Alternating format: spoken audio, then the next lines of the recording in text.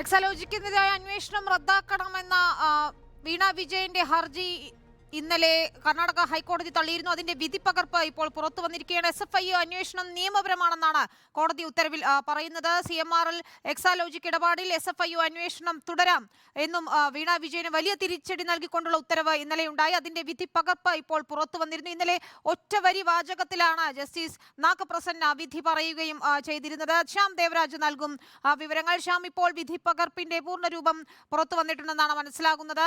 എന്തൊക്കെ കാര്യങ്ങളാണ് ഇതിൽ പറയുന്നത്? ഈ SFI അന്വേഷണം തുടരാം എന്ന നിർദ്ദേശം തന്നെയല്ലേ ഉള്ളത്? അന്വേഷണവുമായി ബന്ധപ്പെട്ട അതിന്റെ വിധിപ്പകർപ്പാണ് ഇപ്പോൾ പുറത്തു വന്നിരിക്കുന്നത്. ആ വിധിപ്പകർപ്പാണ് നമുക്ക് ലഭ്യമായിരിക്കുകയും ചെയ്തിരിക്കുന്നത്, റിപ്പോർട്ടറിന് ലഭ്യമായിരിക്കുകയും ചെയ്തിരിക്കുന്നത്. ഇതിൽ ഈ എക്സാലോജിക്കിന്റെ വാദങ്ങളെ സമ്പൂർണ്ണമായും തള്ളിക്കൊണ്ടാണ് കർണാടക ഹൈക്കോടതിയുടെ വിധി, ബംഗളൂരു പ്രിൻസിപ്പൽ ബെഞ്ചിന്റെ വിധി. അന്വേഷണം റദ്ദാക്കാനാകില്ല എന്ന കാര്യമാണ് പറഞ്ഞത്. മാത്രമല്ല, ഇത് അന്വേഷണത്തിന്റെ ഒരു പ്രാഥമിക ഘട്ടമാണ്. ഈ ഘട്ടത്തിൽ അന്വേഷണം തടയേണ്ടതില്ല എന്ന നിലപാട് കൂടി സിംഗിൾ ബെഞ്ച് സ്വീകരിക്കുന്നു, കർണാടക ഹൈക്കോടതിയുടെ സിംഗിൾ ബെഞ്ച് സ്വീകരിക്കുന്നു. മാത്രമല്ല, ഈ സാമ്പത്തിക കുറ്റകൃത്യങ്ങൾ അതീവ ഗുരുതരമായ കുറ്റകൃത്യങ്ങളാണ്. ഇത് രാജ്യത്തിന്റെ സാമ്പത്തികാവസ്ഥയെ തന്നെ ബാധിക്കുന്ന കുറ്റകൃത്യങ്ങളാണ്. ഇത്തരം കുറ്റകൃത്യങ്ങളിന്മേൽ അന്വേഷണം നടക്കേണ്ടതുണ്ട്. അതുകൊണ്ട് തന്നെ അന്വേഷണം ഈ ഘട്ടത്തിൽ റദ്ദാക്കേണ്ട കാര്യമില്ല, അന്വേഷണം തടയുകയോ റദ്ദാക്കുകയോ ചെയ്യേണ്ട കാര്യമില്ല. മാത്രമല്ല, എക്സാലോജിക് ഈ അന്വേഷണം തടയാൻ വേണ്ടി എക്സാലോജിക് ഉന്നയിച്ച കാരണങ്ങൾ മതിയായ കാരണങ്ങളല്ല എന്ന് കൂടിയാണ് ഹൈക്കോടതി അതിന്റെ വിധിന്യായത്തിൽ വ്യക്തമാക്കുകയും ചെയ്യുന്നത്.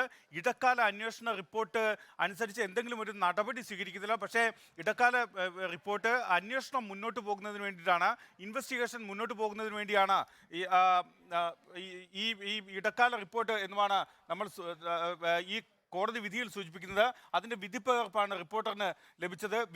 ഈ വിധിയുടെ പകർപ്പ് നമ്മൾ അല്പസമയത്തിനുള്ളിൽ പുറത്തുവിടുകയും ചെയ്യും. കാരണം അന്വേഷണം മുന്നോട്ട് പോകണം എന്ന നിലപാട് തന്നെയാണ് ഈ ഹൈക്കോടതി സ്വീകരിച്ചത് എന്നാണ് നമുക്ക് മനസ്സിലാക്കാൻ കഴിയുന്നത്. ഈ വിധിപ്പകർപ്പിൽ നിന്നും മനസ്സിലാക്കാൻ കഴിയുന്നത്. മാത്രമല്ല, അന്വേഷണത്തെ ഏതെങ്കിലും ഒരു ഘട്ടത്തിൽ തടസ്സപ്പെടുത്തുന്ന ഒരു നിലപാടും കോടതി സ്വീകരിക്കുന്നില്ല എന്നതുകൂടി ഇതിന്മേൽ ശ്രദ്ധേയമാണ്.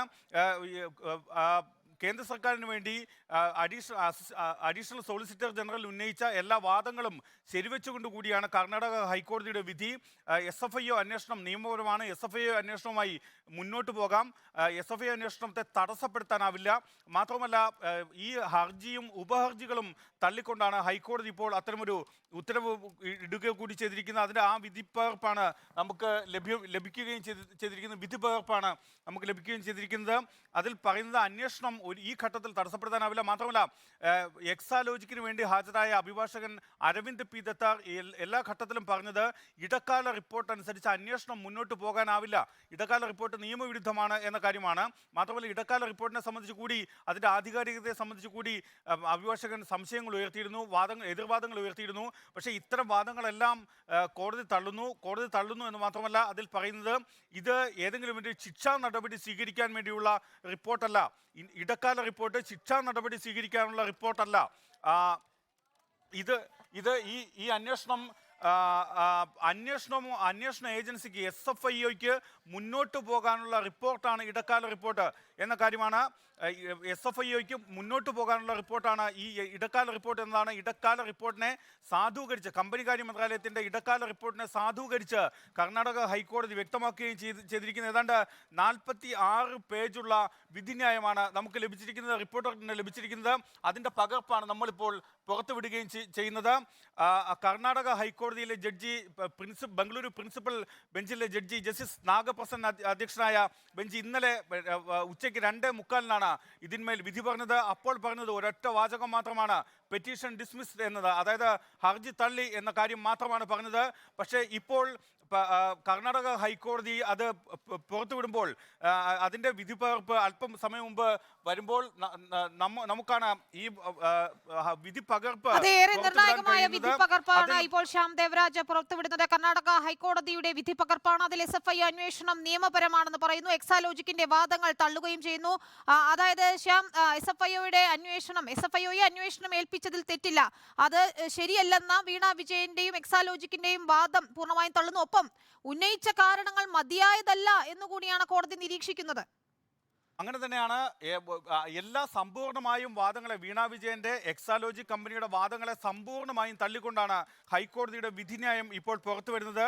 അതുകൊണ്ട് തന്നെ ഇതിന്റെ പ്രൊപ്പോർഷണാലിറ്റി, അതായത് അരവിന്ദ് പി ദത്താർ, എക്സാലോജി കമ്പനിക്ക് വേണ്ടി ഹാജരായ അരവിന്ദ് പി ദത്താർ ഉന്നയിച്ച ഏറ്റവും പ്രധാനപ്പെട്ട ഒരു കാര്യം, ഇതിന്റെ ആനുപാതികത ഇല്ല, ഈ SFIO അന്വേഷണം നടത്താൻ മതിയായ കാരണങ്ങളില്ല, അതിന് ചൂണ്ടിക്കാണിച്ചത് നിയമപരമായ ആനുപാതികതയില്ല എന്ന കാര്യമാണ്.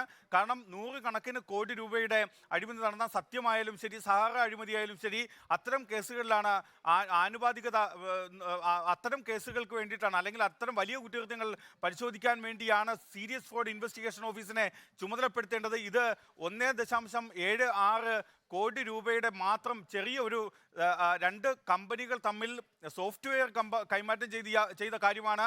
അതുകൊണ്ട് ഇത് ആനുപാതികമല്ല എന്ന കാര്യമായിരുന്നു പറഞ്ഞത്. പക്ഷേ SFIO അന്വേഷണം ആനുപാതികം എന്ന് വളരെ കൃത്യമായി ഈ വിധിന്യായത്തിൽ പറയുകയും ചെയ്യുന്നുണ്ട്. ഈ വിധിന്യായത്തിൽ ഹൈക്കോടതി പറയുന്നു SFIO അന്വേഷണം ആനുപാതികം എന്ന കാര്യമാണ് പറയുന്നത്. SFIO അന്വേഷണം ആനുപാതികം എന്ന് പറയുന്നത് സമ്പൂർണ്ണമായും എക്സാലോജിക്കിന്റെ വാദങ്ങളെ തള്ളുന്ന വാദങ്ങൾ കൂടിയാണ്. മാത്രമല്ല, the grounds projected in support of the petition are held to be unacceptable എന്നാണ് ഈ വിധിന്യായത്തിൽ പറയുന്നത്. അതായത് ഈ ഇത്തരമൊരു അന്വേഷണം, SFIOയുടെ അന്വേഷണം തടയാൻ വേണ്ടി മുന്നോട്ട് വെച്ച കാരണങ്ങൾ ഒന്നും അംഗീകരിക്കാനാവില്ല. എക്സാലോജിക് മുന്നോട്ട് വെച്ച കാരണങ്ങൾ അംഗീകരിക്കാനാവില്ല എന്നാണ് സമ്പൂർണ്ണമായും തള്ളിക്കൊണ്ടാണ് ഹൈക്കോടതി ഇത്തരമൊരു വിധിന്യായം പുറപ്പെടുവിക്കുകയും കൂടി ചെയ്യുന്നത്. The stage as observed in the course of the order is conduct of investigation, and the apex court is clear that investigation process should not be indicated or annihilated unless the ground projected are in support of such indication. അതായത് മതിയായ കാരണങ്ങളില്ലാതെ അന്വേഷണം തടസ്സപ്പെടുത്താൻ കഴിയില്ല, മതിയായ കാരണങ്ങളില്ലാതെ അന്വേഷണം തടസ്സപ്പെടുത്താനാവില്ല. അങ്ങനെയാണ് supreme കോടതിയുടെ അടക്കം വിധിന്യായങ്ങൾ എന്നാണ് ഹൈക്കോടതി ഇതിന്മേൽ സൂചിപ്പിക്കുകയും ചെയ്യുന്നത്. അങ്ങനെ വളരെ വിശദമായ 46 പേജുകളുള്ള വിശദമായ വിധിന്യായമാണ് കർണാടക ഹൈക്കോടതിയുടേതായി പുറത്തു വരികയും ചെയ്യുന്നത്. ഇതിൻ്റെ ഈ അഭിഭാഷകൻ ഉന്നയിച്ച അരവിന്ദ് പി ദത്താർ ഉന്നയിച്ച ആരോപണങ്ങൾ സ്റ്റാറ്റ്യൂട്ടുമായി, അതായത് നിയമവുമായി ചേർന്ന് നിൽക്കുന്നതല്ല, നിയമം അനുസരിച്ച് അന്വേഷണവുമായി മുന്നോട്ട് പോകാം എന്ന കാര്യവും കൂടി വ്യക്തമാക്കുന്നുണ്ട്. അതായത് വാദത്തിനായി നൽകിയ ഒരു ജഡ്ജ്മെന്റ് സമ്പൂർണ്ണമായി നിരാകരിക്കുന്ന ഒരു സംഗതിയാണ്, അല്ലെങ്കിൽ പരിശോധിക്കുക. ഉടൻ തന്നെ തിരിച്ചെത്താം. വീണയുടെ വാദം നിലനിൽക്കില്ല, ഇടക്കാല റിപ്പോർട്ടിന് സാധൂകരണം, എക്സാലോജിക്കിന്റെ വാദങ്ങൾ ഇങ്ങനെ തള്ളിക്കൊണ്ടാണ് വിശദമായ വിധി പ്രസ്താവം ഉണ്ടായിരിക്കുന്നത്. സാമ്പത്തിക കുറ്റകൃത്യങ്ങൾ വെല്ലുവിളിയാണ്, SFIO അന്വേഷണത്തെ തടസ്സപ്പെടുത്താനാകില്ല, ഇടക്കാല റിപ്പോർട്ട് ശിക്ഷാ നടപടിക്കുള്ളതല്ല എന്നിങ്ങനെയുള്ള കാര്യങ്ങൾ ചൂണ്ടിക്കാട്ടിക്കൊണ്ടാണ് ഇപ്പോൾ കർണാടക ഹൈക്കോടതിയുടെ വിധി പ്രസ്താവത്തിന്റെ പൂർണ്ണരൂപം പുറത്തു വരുന്നത്. ശ്യാം ദേവരാജാണ് ആ വിധിയുടെ പകർപ്പ് പുറത്തുവിട്ടുകൊണ്ട് വിശദമായ വിവരങ്ങൾ നൽകിക്കൊണ്ടിരിക്കുന്നത്. എക്സാലോജിക്കിന്റെ വാദങ്ങൾ, വീണ വിജയന്റെ വാദങ്ങൾ പൂർണ്ണമായും തള്ളിക്കൊണ്ടാണ് SFIOയ്ക്ക് അന്വേഷിക്കാം, SFIO അന്വേഷണം നിയമപരമാണെന്ന നിഗമനത്തിൽ കർണാടക ഹൈക്കോടതി എത്തുന്നത്. ശ്യാം തുടർന്നു. ശ്യാം, ജസ്റ്റിസ് നാഗപ്രസന്നയുടെ വിധിന്യായം ഇന്നലെ ഒറ്റവരി വാചകത്തിലുള്ളതായിരുന്നു. പക്ഷേ ഇന്നിപ്പോൾ വിധി പ്രസ്താവത്തിന്റെ പൂർണ്ണ രൂപങ്ങൾ വരുമ്പോൾ കാരണങ്ങളില്ലാതെ അന്വേഷണം തടസ്സപ്പെടുത്താനാകില്ല, അങ്ങനെ അക്കമിട്ട് നിരത്തിക്കൊണ്ടാണ് 46 പേജുള്ള വിധിന്യായം വരുന്നത്. അങ്ങനെ തന്നെയാണ് പറയുന്നത്. അതായത് കോടതി ഇതിന്മേൽ എടുത്ത ഒരു നിലപാട് എന്ത് എന്നത് ഈ 46 പേജുള്ള വിധിന്യായത്തിൽ നിന്നും വ്യക്തമാണ്. ആ വിധിന്യായത്തിൽ നിന്നും വ്യക്തമാകുന്നത് അന്വേഷണത്തെ ഒരു ഘട്ടത്തിലും തടസ്സപ്പെടുത്താൻ ഹൈക്കോടതി തയ്യാറാകുന്നില്ല എന്ന കാര്യം തന്നെയാണ്. അത് തന്നെയാണ് ഇതിൽ വ്യക്തമാക്കുകയും ചെയ്യുന്നത്. കാരണം this court cannot put shackles on the hands of the central government for such assignment. അതായത് ഇത്തരം ഒരു അന്വേഷണത്തിന് ഒരു ഏജൻസിയെ ചുമതലപ്പെടുത്തിയിട്ടുണ്ട്. ആ അന്വേഷണ ഏജൻസിയുടെ കൈകൾ തടയുന്നില്ല, അല്ലെങ്കിൽ കൂട്ടിക്കെട്ടുന്നില്ല എന്നതാണ്, അല്ലെങ്കിൽ അന്വേഷണത്തെ തടയുന്നില്ല എന്നാണ് കോടതി ഇതിൽ നിന്നും വ്യക്തമാക്കുകയും ചെയ്യുന്നത്. 210 വകുപ്പ് അനുസരിച്ചും 212 വകുപ്പ് അനുസരിച്ചും അന്വേഷണം മുന്നോട്ട് പോകാം. കമ്പനി നിയമത്തിന്റെ 2 വകുപ്പുകൾ അനുസരിച്ചും അന്വേഷണം മുന്നോട്ട് പോകാം എന്നാണ് ഹൈക്കോടതി ഈ വിധിന്യായത്തിലൂടെ വ്യക്തമാക്കുകയും ചെയ്യുന്നത്.